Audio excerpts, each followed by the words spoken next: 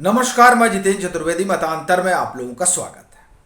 बिहार की सियासी आबो हवा किस दिशा में बहेगी, दरअसल ये मिलियन डॉलर सवाल है और खासकर उन लोगों के लिए तो ये खासा कौतूहल का विषय बना हुआ है जो इस बात को लेकर बड़े मुतमईन रहे कि चलिए अब बिहार में एक नई व्यवस्था बन गई है और उस व्यवस्था के जरिए 2024 आने तक पूरे देश भर से भाजपा को सिकोड़ कर रख दिया जाएगा और इस व्यवस्था का प्रसार 2024 के आम चुनाव में चौदिशा कर दिया जाएगा। लेकिन अब हो क्या रहा है कि दरअसल जरूरतों को लेकर जब गठजोड़ बनते हैं तो उसमें इस तरह की रार खड़ी होती है। अब जो महागठबंधन बना बिहार में, उसमें एक की महत्वाकांक्षा थी कि साहब वो विपक्ष के अगुवा बन जाए और दूसरे की महत्वाकांक्षा ये रही कि वो बिहार का भविष्य बन जाए। अब इन दो महत्वाकांक्षाओं का जब जोड़ होता है तो उस जोड़ के बाद अब महत्वाकांक्षाएं टकरा रही हैं। जो भविष्य बनना चाह रहे हैं बिहार का, उनको लग रहा है कि साहब इनको जल्दी से जो है विपक्ष का नेता बना दो। अब विपक्ष का नेता बनने के लिए नीतीश जी ने तो जमीन टटोली वगैरह, अब उनको लग रहा है कि नहीं, जमीन उस तरह की उर्वर है नहीं। अब जमीन उर्वर नहीं है तो उनके बारे में लोग ये कहते ही हैं, तमाम विश्लेषक ये मानते भी हैं कि साहब जब तक, और विश्लेषक आप छोड़िए, भाजपा तो यही आरोप लगा रही है, सुशील मोदी तो सीधा कर रहे हैं कि जब तक यहाँ कुर्सी वहाँ कुर्सी पक्का नहीं होगी, यहाँ की कुर्सी छोड़ेंगे नहीं। अब जो बिहार में अपना भविष्य देख रहे थे कि वो बिहार का भविष्य है, उनको लग रहा है कि साहब अब कुर्सी मुश्किल है। तो अब दोनों खेमे की अपनी अपनी मुश्किलें हैं, इसी दरमियान बयान भी चलने लगते हैं। अब उन बयानों के बीच दो घटना हुई।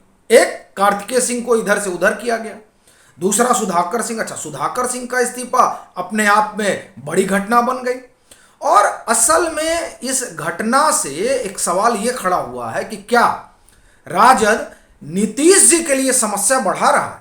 अब आप चौंकेंगे क्योंकि आपने अभी तक इसको इस तरीके से देखा कि नहीं साहब, नीतीश जी जैसा चाह रहे हैं वैसा हो रहा है।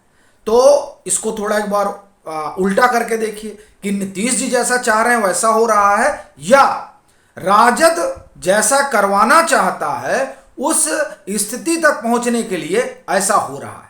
अब आप थोड़ा कहेंगे कि ये तो पहली वाला मसला हो गया। तो हम लोग आते हैं सीधे मुद्दे पर कि सुधाकर सिंह का इस्तीफा होता है। सुधाकर सिंह का इस्तीफा क्यों होता है? कहा जा रहा है कि साहब चूंकि वो मुख्यमंत्री को आड़े हाथ ले रहे हैं और सरकार पर भ्रष्टाचार के आरोप लगा रहे हैं और ये बात मुख्यमंत्री को नागवार गुजरी। उन्होंने लालू प्रसाद यादव से बात किया और लालू जी ने फिर यह तय हुआ कि नहीं, सुधाकर सिंह का इस्तीफा लेना है। साहब इस्तीफा आपने ले लिया, लेकिन क्या इस्तीफा लेने के बाद सुधाकर सिंह खामोश हो गए? वो कृषि और उससे जुड़े मामलों पर सवाल तो उठा ही रहे हैं और वो बड़ी बात उस मंडी की कर रहे हैं जिस मंडी को लेकर कृषि आंदोलन हुआ था। वो मंडी 2006 में ही बिहार में खत्म हो गई और तेजस्वी यादव तो ये कहते हैं कि साहब हम लोग गरीब गुरुआ के लिए संघर्ष करते हैं, खेतीहर किसान मजदूर के लिए संघर्ष करते हैं। अभी फतेहाबाद में रैली जो ताऊ के जयंती पे जुटान हुआ, वहां भी किसानों को बड़ी बड़ी बातें करके आए और साहब सुधाकर सिंह तो किसानों का ही मामला उठा रहे हैं। तो क्या उनका विकेट गिराना और गिर जाना ये महज साधारण घटना है? अब इसी पर हम लोग बात करेंगे कि कहीं राजद ने तो गोटी नहीं बिछा दी है। नीतीश जी से पूछा गया सुधाकर सिंह के इस्तीफे को लेकर तो उन्होंने कहा कि कोई बड़ी बात नहीं है।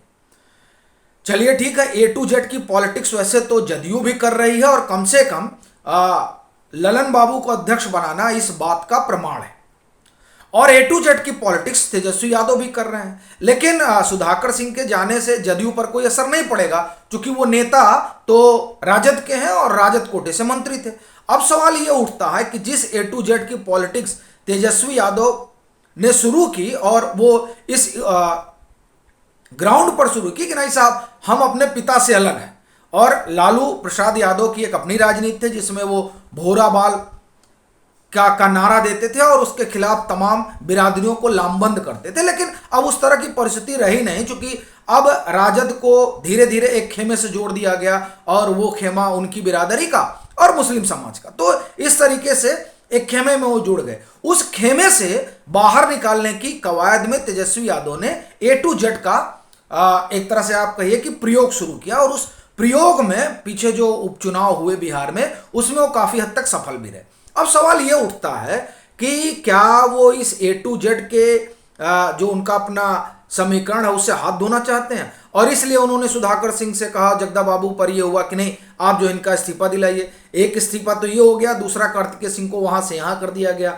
तो वो जो सवर्ण विरोधी आरोप जदयू पर लगता रहा, और माफ करिए राजद पर लगता रहा, तो क्या राजद और खास करके तेजस्वी यादव वाली अगुवाई वाली राजद उस दिशा में बढ़ रही है कि वो फिर से वहीं पर आकर खड़ी हो जाए जहां राजद को लालू जी ने छोड़ा था। क्योंकि आप देखिए कि अभी जो परिस्थिति है उस परिस्थिति में सवर्ण वोट अगर आप देखें तो भाजपा के साथ शिफ्ट हो गया, और जो वहां का राजनीतिक परिदृश्य है, और जो पिछड़ा और दलित वोट है, पिछड़ों में एक आप ये कहिए समूह जो है वो राजद के साथ है, और एक समूह जो है वो जदयू नीतीश जी के साथ है। तो जाहिर तौर पर वो जो लामबंदी लालू प्रसाद यादव के दौर में पिछड़े और दलित की होती थी वो तो अब रही नहीं। तो जाहिर तौर पर अगर तेजस्वी यादव अपना भविष्य देखते हैं बिहार में तो उनको A to Z वाले समीकरण पर चलना पड़ेगा। ऐसी परिस्थिति में यह मानने का सवाल नहीं उठता है कि दरअसल सुधाकर सिंह का जो इस्तीफा है वो इसलिए दिलवाया गया है कि साहब चूंकि नीतीश जी नाराज थे। असल में ऐसा लगता है कि यह इस्तीफा इसलिए हुआ है ताकि सुधाकर सिंह सरकार से बाहर रहकर सरकार पर इतना दबाव बना दे कि सरकार या तो टेबल पर बात करने के लिए आ जाए और या टेबल से बाहर निकल जाए। और दोनों ही परिस्थितियों में वहां जो आप ये कहिए कि सियासी माहौल बनेगा वो जाहिर तौर पर राजद के लिहाज से ही बनेगा। अब आप देखिए कि एक चर्चा चल रही कि सुधाकर सिंह हट गए, और यह भी बड़ी तेजी से चल रहा है कि जगदा बाबू भी इस्तीफा देंगे, नाराज है। तो अब वो इसलिए नाराज हैं चूंकि सुधाकर सिंह को इस्तीफा देना पड़ा। ये जब बात चल रही है तो एक और चर्चा होती है, और ये कहा जाता है कि दरअसल जो तमाम सियासी समीकरण और गोटियां बिछी 2020 के चुनाव में, जिसमें तेजस्वी यादव तकरीबन सत्ता के मुहाने पर जाकर खड़े हो गए थे, उस मैनेजमेंट और उस कौशल के पीछे अगर किसी का दिमाग रहा तो जगदा बाबू का रहा। तो जाहिर तौर पर जो परिस्थितियां दिखाई दे रही हैं उसमें एक चीज साफ नजर आ रही है कि दरअसल राजद ने पहले दबाव बनाया, और दबाव बनाने की कोशिश लालू प्रसाद यादव के उस बयान से शुरू हो जाती है जो उन्होंने दिल्ली में जब राजद के अध्यक्ष का नामांकन हो रहा था और वो गए थे, तो वहां उनसे जब पूछा गया तो तेजस्वी यादव के बिहार के भविष्य और मुख्यमंत्री बनने पर उन्होंने दो टूक कहा ना एकदम देखना चाहता हूं। लेकिन जब नीतीश जी की बात आई तो उन्होंने कहा कि नहीं सब मिलकर संभालेंगे। यही डिक्टो बात तेजस्वी यादव ने कही कि नहीं अब उनकी तो पीएम पोस्ट की कोई इच्छा है नहीं, वो तो विपक्ष को एकजुट करना चाहते हैं।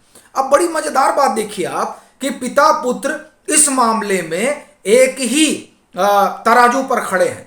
तो जाहिर तौर पर यह लगता है कि उनकी रणनीति यह है कि नीतीश जी को इन तमाम चीजों पर घेरा जाए, और जो सुशील मोदी कह रहे हैं अगर उसमें इस बात को जोड़ लिया जाए जो वो कहते हैं कि दरअसल राजद के ट्रैप में सीधे सीधे फंस रहे हैं नीतीश जी, तो मुझे नहीं लगता कि कोई अतिशयोक्ति होगी।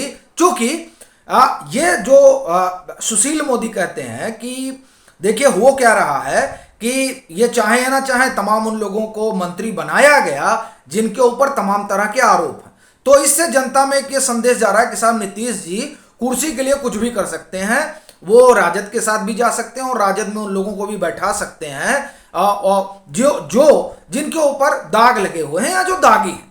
एक बात ही, दूसरा साहब देखिए ये कुर्सी के लिए कुछ भी कर सकते हैं, एक तो इनका सुशासन गया और दूसरा ईमानदारी कटघरे में खड़ी है। तो ये जो छवि वाला मसला है उस छवि पे ऐसा डेंट लग जाए कि फिर उनके लिए आप ये कहिए कि उबर पाना मुश्किल हो। और दूसरी बात जो एक और चर्चा चल रही है कि एक तरफ से ये कृषि वाला मसला और तमाम चीजों पर दबाव बनता ही रहे, और दूसरी तरफ से जब समय आए चुनाव का तो जाहिर तौर पर जिन लोगों ने एनडीए की वजह से चुनाव जीता और फिर जो है एनडीए में वो भाई ये पहले एनडीए का हिस्सा था, उसकी वजह से उन्होंने चुनाव जीता।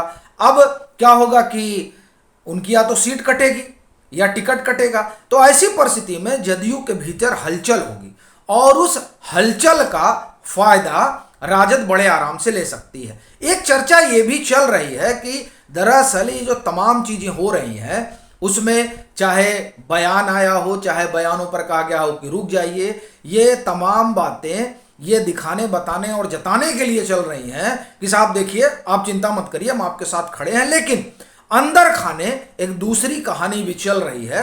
अब उस कहानी का हासिल क्या होगा ये देखने वाली बात होगी। लेकिन ये चर्चा भी खूब है कि साहब ये घेराबंदी जो है ये चाचा भतीजे ने चाचा के लिए की है ताकि कुर्सी तक आराम से पहुंचा जा सके। अभी के लिए फिलहाल इतना ही। अगर आप मतांतर से नहीं जुड़े हैं तो जुड़िए, वीडियो को लाइक कीजिए, शेयर कीजिए और अपने सुझाव जरूर साझा कीजिए।